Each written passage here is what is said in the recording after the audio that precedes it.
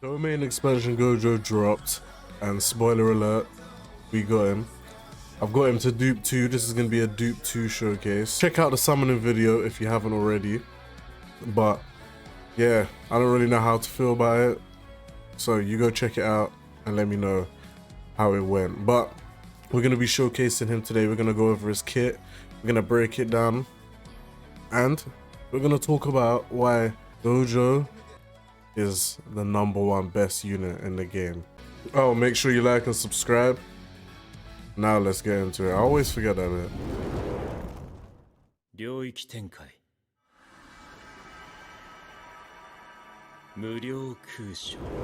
Okay, so the inside of Limitless Satoru Gojo. I've got him duped 2, like I said, grade 14, 126. I could get him higher, but I'm really stingy on my resources, especially because he took so much JP and I just got it back up to 1 million. So I'm just like, let me just hold off. I got his ult to level 10, and then his skill 3 at 8, skill 2 at 9, and his skill 1 at 8. I'm still up in the air whether I want to put a Phantom Seal on him or not. We'll see, but I'll do that. But anyway, we'll go over what he can do. We'll start off with his auto skills.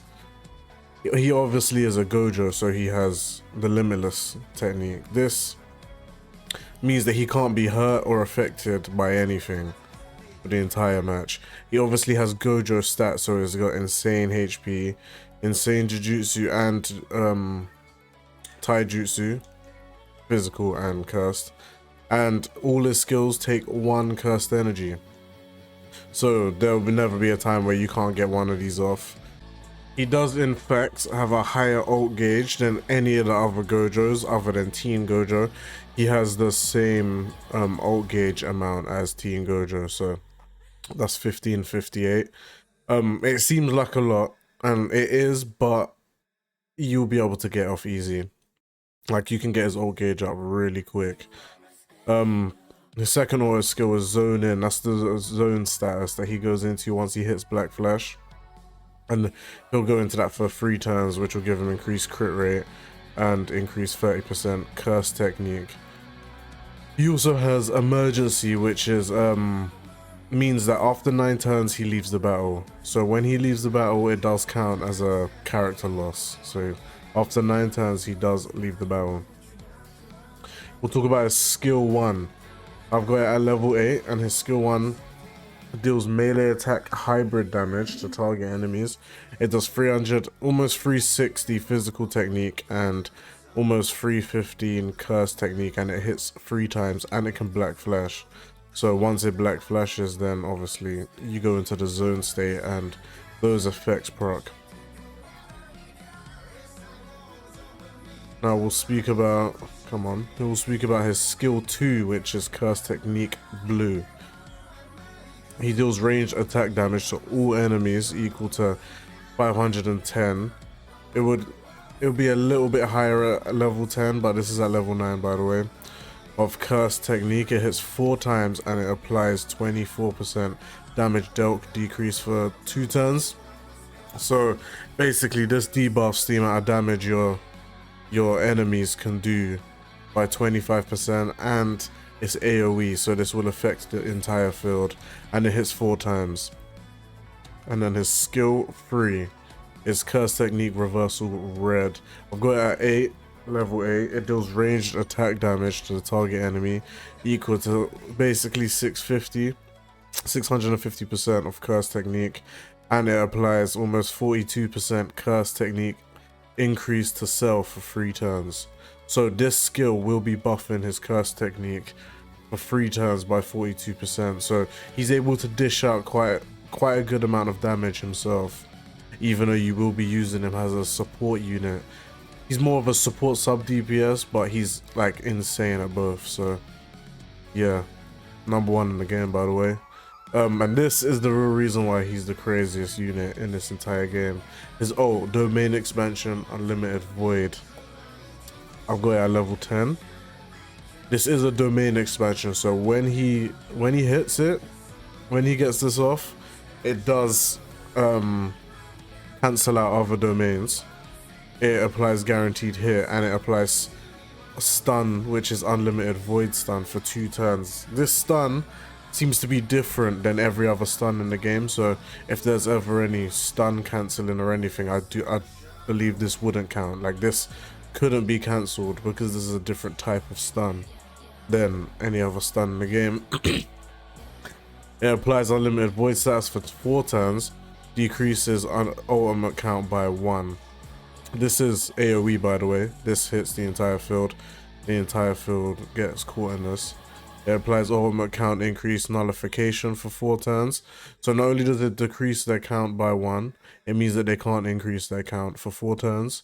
And it implies basically 100% damage taken increase for 4 turns to all enemies. So your whole team's going to be hitting 100% harder here. But wait, this is the crazier bit. If you activate this while you have 6 turns remaining left on the field with your Gojo, that goes up by 200%. So it equals 300% increase to damage taken. That's the entire field of enemies. That's absolutely insane. Your DPSs are going to be hitting insanely hard with this guy proccing this ult. And it puts him, because he can't be damaged, he goes on every single team. Color disadvantage, it doesn't matter. This is gonna come in handy with every single team.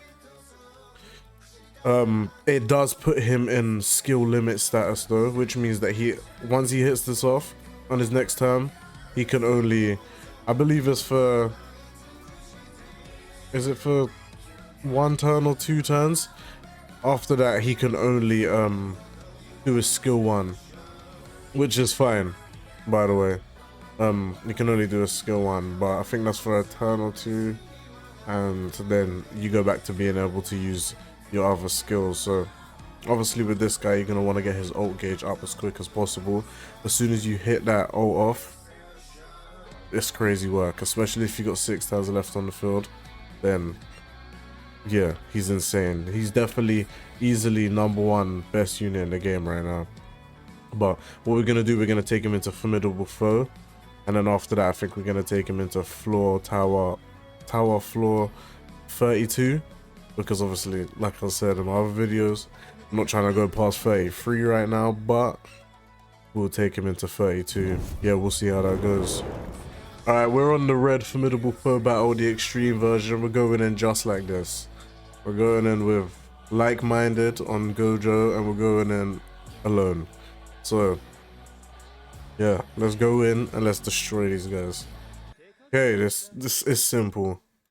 I can just hit this off over and over again till I get my ult, and these guys will evaporate really easily. But I want to show off the skills one by one. So what I'm gonna do, we're gonna do skill 1 first. We're gonna do it to this little guy here. And he black flashes, so now he's in the zone, which gives him an increase. And we're gonna do skill 2. This is AoE, remember, and it debuffs the enemy.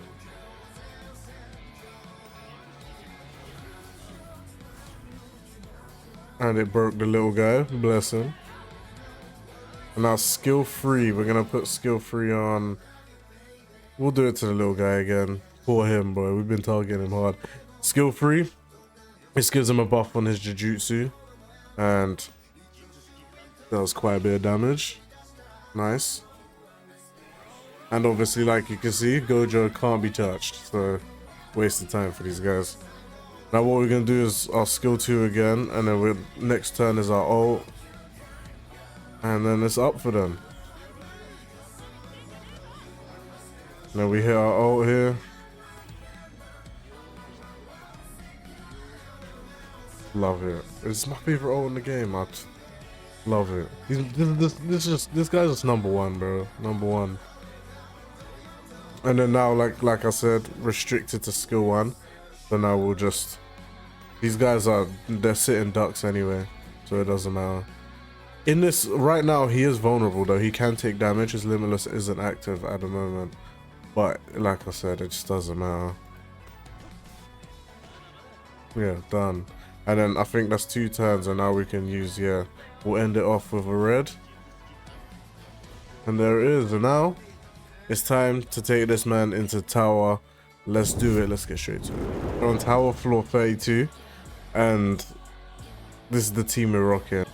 So this is what we're gonna do. So the goal is obviously always to just get Gojo's ult off as quick as possible.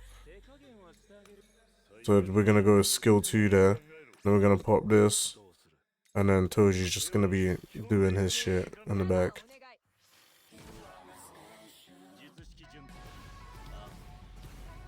And obviously every time that crits is filling the ult gauge up a bit more. Alright, this is how we're gonna go.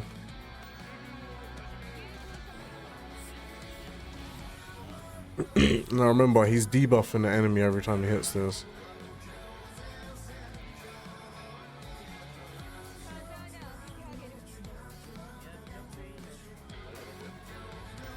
He stunned Toji, but it doesn't really matter.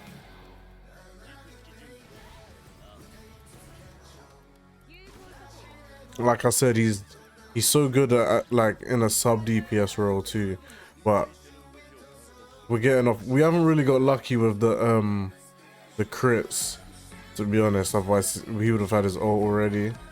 But we're not gonna get his max ult off, unfortunately. But it's gonna be more than enough anyway.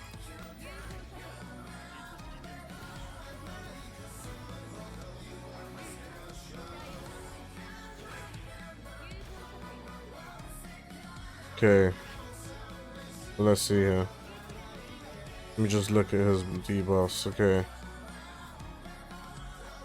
Yep, so he's got 60% damage taken. Yeah, okay. Crazy.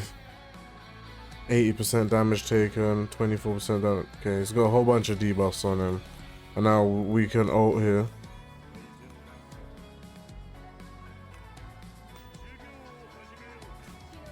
Unfortunately, like I said, it's not going to be his max ult, I believe. But more than enough. Like when Sukuna drops, bro, this guy paired with Sukuna is just... It's just not fair. Like, you win the game at that point.